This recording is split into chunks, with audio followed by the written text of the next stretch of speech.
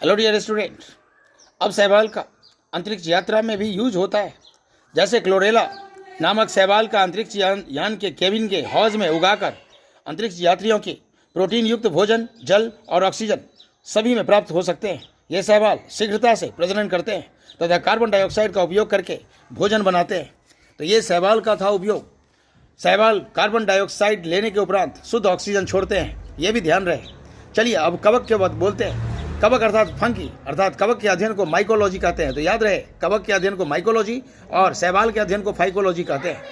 कवक, ये सभी कवक पर्णहरित विहीन नन क्लोरोफाइलस होते हैं, यानी क्लोरोफिल इसमें नहीं होते हैं।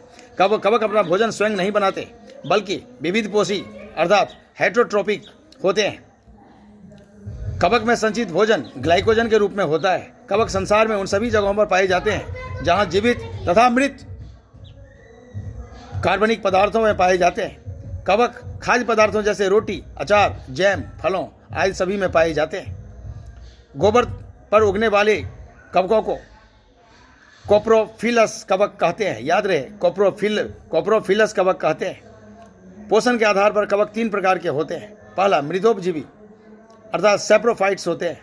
इस प्रकार के कवक अपना भोजन सदैव सड़े गले कार्बनिक पदार्थ में से प्राप्त करते हैं, जैसे राइजोपस, मॉर्चेला, पेंसिलियम आदि। ये मृदोपजीवी होते हैं अर्थात सैप्रोफाइट्स होते हैं। दूसरा, परजीवी, इसको पैरासाइट्स बोलते हैं। ये कवक जो अपना भोजन जंतुओं एवं पौधों के जीवित ऊतकों अर्थात लिविंग टिश्यूज से प्राप्त करते हैं। ये सदैव हानिकारक होते हैं, जैसे पैक्सीनिया, ऑस्ट्रिलागो, ये दोनों परजीवी होते हैं। याद रहे, और ये अपना भोजन जंतु और पौधों के जीवित ऊतकों से प्राप्त करते हैं। याद रहे।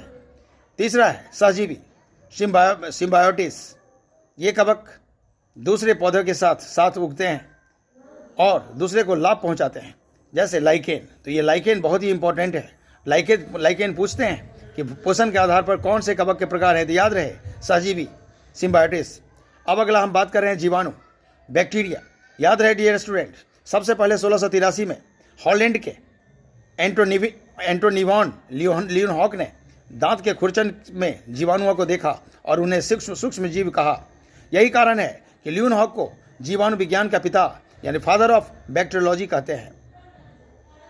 एरेबर्ग ने 1829 में इन्हें जीवाणु नाम दिया। रॉबर्ट कोच ने कालरा तथा तपेदिक के जीवाणुओं की खोज की तथा रोग का चर्म सिद्धांत प्रतिपादित किया। इसके लिए उन्हें 1905 में नोबेल पुरस्कार मिला था। लुई पास्टर ने रेबीज का टीका, दूध के पास्चराइजेशन की खोज की। कालमेट ने